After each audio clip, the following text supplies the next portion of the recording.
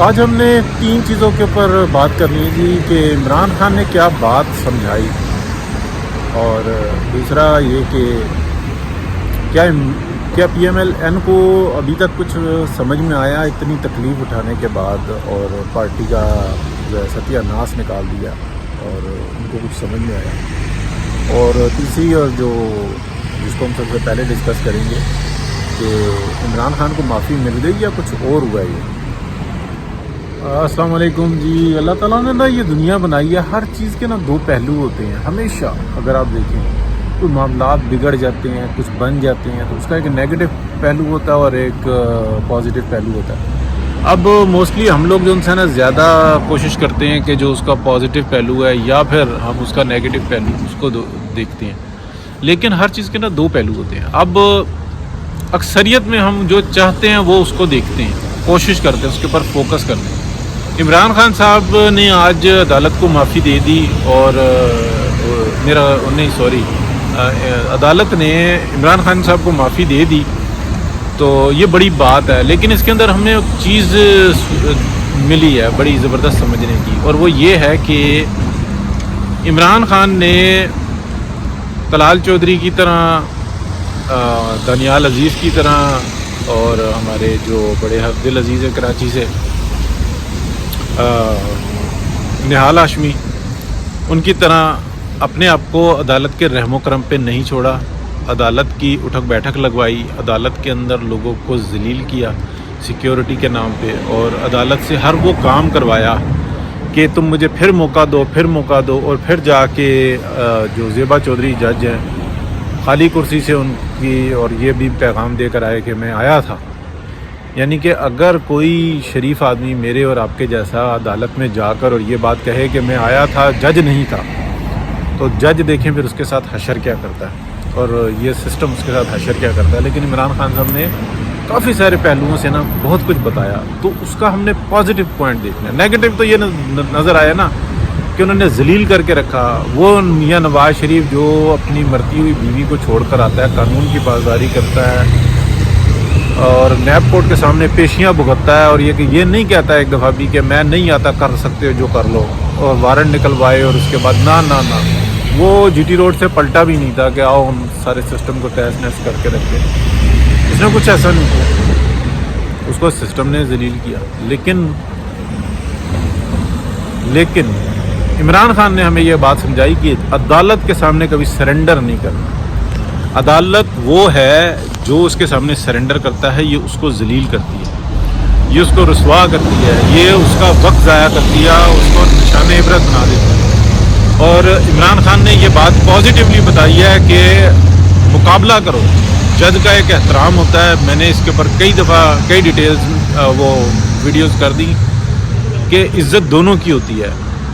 اس کے اوپر جس کے اوپر الزام ہوتا ہے، وہ ملزم جو کٹہرے میں کھڑا ہوا ہوتا ہے، اس کی بھی اتنی ہی عزت ہوتی ہے جتنی جج کی عزت ہوتی ہے۔ احترام جو ان سا ہوتا ہے نا جج کا کرنا ہوتا ہے، یہ اسی سے سسٹم چلتا ہے۔ اگر وہ یہ کہے کہ فلانی ڈیٹ کو آنا ہے تو آنا ہوتا ہے، اور اگر جو یہ کہے کہ میں تم کو سزا دے رہا ہوں تو اس عدالت کے اس فیصلے کو ماننا ہوتا ہے، یہ اس کا احترام ہوتا ہے، یہ پورا سسٹم کرتا ہے۔ باقی عزت میں کمی دونوں کی نہیں ہوتی، جج بھی اتنا ہی باعزت ہوتا ہے جتنا آپ اور میں ہیں۔ اگر لیٹ سپوز کوئی مجھے مسئلہ آ جاتا ہے، یا مجھے کوئی گالی دیتا ہے، یا مجھے کسی کی بات بری لگتی ہے، تو کیا میں اس کا معاملہ خود کروں گا؟ بالکل ایسے ہی جیسے زیبا چودھری کے ساتھ ہی عمران خان نے پولیس والوں کی آئی کر کے رکھ دی، لیکن ججوں نے بتایا، اس سسٹم نے بتایا، عدالت نے بتایا کہ تم ہم سے معافی مانگو گے، باقی تمہاری ایسی کی تیسی۔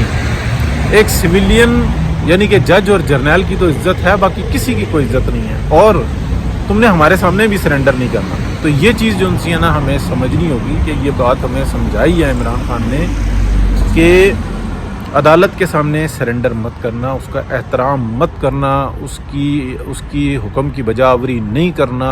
آپ نے دیکھنا ہے کہ کہاں پہ آپ کو لو پولز ملے ہوئے ہیں، کہاں پہ قانون آپ کو اجازت دیتا ہے، کہاں تک یہ جج کھیل سکتے ہیں آپ کے ساتھ۔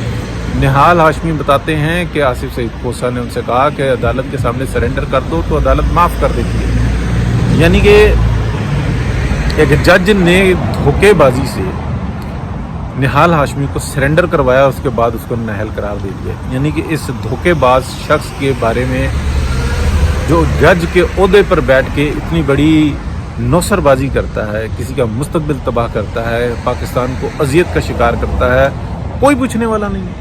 اس کو کون سی ہے قانون میں ایسے قانون کو توڑ دینا چاہیے کہ اگر کیا پاکستان کے اندر چند ایک جج ان لوگوں نے اور چند ایک افسران ان لوگوں نے پاکستان کی واٹ لگا کے رکھ دی، کیا ہم ان کو معاف کر دیں؟ اور یہ ایسا آئین اور قانون کیا حفاظت کرے گا کہ جو یہ کہے کہ اس کی تو عزت ہے اور اس کی کوئی عزت نہیں؟ تو یہ ہمیں بات سمجھنی ہوگی. یہ بات ہمیں عمران خان سمجھا رہا ہے. اس نے جانور، اس نے نیوٹرل کے نام پہ پتہ نہیں کیا کچھ کہا ہے. اور کس کو کہا ہے؟ پاک فوج کے افسران کو اور پاک فوج کو. اس نے ISI کو یہ سب کچھ روز کہتا ہے، لیکن یہ بات اس نے ہمیں سمجھائی ہے کہ آپ احترام کرتے رہو گے، آپ ان کو چوم چوم کے ماتھے پہ لگاتے رہو گے، یہ آئین بھی توڑتے رہیں گے، یہ آپ کے ساتھ زیادتیاں بھی کرتے رہیں گے، یہ آپ کو غداری کے سرٹیفکیٹ بھی دیتے رہیں گے، لیکن آپ ان کو جوتے کی نوک پہ رکھو گے جیسے کہ عمران خان رکھ رہا ہے تو یہ آپ کو سلوٹ بھی مارتے رہیں گے اور ان کی فیملیاں عمران خان کے جلسوں میں ڈانس کرتی رہیں گی. تو یہ چیزیں ہمیں کھل کر بتائی گئی ہیں. سینٹر وکٹ اڑا دوں گا، سینٹر وکٹ وہ جو 13 نمبر بتائی ہے نا اس نے، وہ بالکل سامنے آ چکی ہوئی ہے. وہ 0103 ہے، اس نے ٹرکی کر کے 13 لکھی ہے. یا جو آگے یہ جو فرض ادا کر رہا ہے، یعنی کہ ہیکر کا جو آگے یہ جو پوسٹیں کرتا ہے تاکہ پکڑے نہ جائیں، یہ جب بہت سپیریئر کوئی کام ہوتا ہے تو 2-3 سٹیپس لے لیے جاتے ہیں، پکڑا جانا بہت ہی مشکل ہوتا ہے، ماں سوائے اس کے کہ اندر کے بندہ کوئی بھید کھول دے. تو وہ بالکل نمبر سامنے آ چکا ہوا ہے. یہ کس کے بارے میں بات کر رہا ہے؟ یہ انہی کے بارے میں بات کر رہا ہے جو نیکسٹ آرمی چیف ہے. اور بہت اچھے طریقے سے یہ بہت پہلے پتہ لگ گیا تھا کہ کس کے بارے میں کنسنسس پایا جاتا ہے کہ اب ہمیں بالکل یہ پولیٹیکل ہونا ہے، بالکل یہ پولیٹیکل ہونا ہے. اور عمران خان جس طریقے سے اس سسٹم کے اوپر برسا ہوا ہے تو ایسا کیا سمجھ رہے ہیں یہ خواہ ہی ہے، اس کو کوئی سپورٹ نہیں ہے، اس کو مکمل سپورٹ حاصل ہے. سیاست سے الگ ہو گئے، شرارتوں سے الگ نہیں ہوئے. یہ بات سمجھنے والی بات ہے کہ یہ پولیٹیکل ہونے کا مطلب یہ ہے کہ وہ پولیٹکس سے علیحدہ ہو گئے ہیں، لیکن سازشیں کرنا اور ایسے طریقے سے کرنا کہ پکڑی نہ جائیں تو یہ اپنی جگہ پہ ہیں. جہاں تک بات رہی اپنے گریبان میں بھی جھانکنا چاہیے. PMLN اتنا کچھ بھگت لینے کے بعد بھی اس نے کوئی 1% جو ان سا ہوتا ہے نا، 100 میں سے 1% بھی نہیں سیکھا کہ یہ سوشل میڈیا کا دور کیا ہے، اس کی سائنس کیا ہے، یہ وارفیئر کیا ہے، کچھ نہیں سیکھا. اور اگر سیکھے گی بھی تو وہ یہ کیا کرے گی کہ وہ اپنے اوپر ایک اور گالی دے گی. وہ اپنے ہی کسی چاہنے والے کو، کسی MNA MPA کے بچے کو یا اس کو اس کی ذمہ داری دے دے گی کہ یہ لو بھائی آج کے بعد تمہاری ذمہ داری ہے. مطلب ایک ایکسیلنٹ بندہ ہے امجد ملک صاحب، انہوں نے بہت اچھے طریقے سے آرگنائز کیا PMLN کو، پوری دنیا میں آرگنائز کیا، وہ انہوں نے کر دیا. لیکن اگلا سٹیپ یہ کرنا چاہیے PMLN کو کہ اس کام کو سمجھنے والا، اس سائنس کو سمجھنے والا جو سوشل میڈیا کی ہے، یعنی کہ یہ پوری ایک آپ کہہ لیں کہ الیکٹرانک وار ہے، اس کو سمجھنے والا اس کو ذمہ داری دیں اور اس کو پوری اتھارٹی دیں کہ میں بھی آپ کے حکم کا پابند ہوں گا. اگر آپ کہیں گے کہ ہمیں آنا ہے تو ہم آئیں گے، ہمیں نیشنل میڈیا کے کسی بھی پروگرام کو چھوڑنا پڑے گا، ہم آپ کا ساتھ دیں گے. تو پھر آپ دیکھیں ابھی اتنا ٹائم موجود ہے کہ بہت بڑی جنگ لڑی جا سکتی ہے، لیکن اگر یہ ٹائم گزر گیا تو پھر کچھ بھی نہیں، کوئی مداخلت نہیں ہوگی.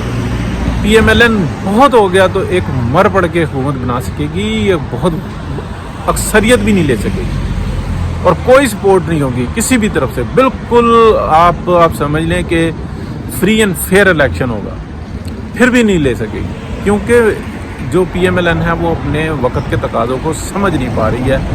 اور سمجھنے بھی پائے تو جو اس کے اندر بابے ہیں نا 60 70 سال کے، وہ سیٹ کو چھوڑنے کے لیے نہیں تیار. تو بڑے افسوس کی بات ہے جی. بہت شکریہ، اللہ حافظ.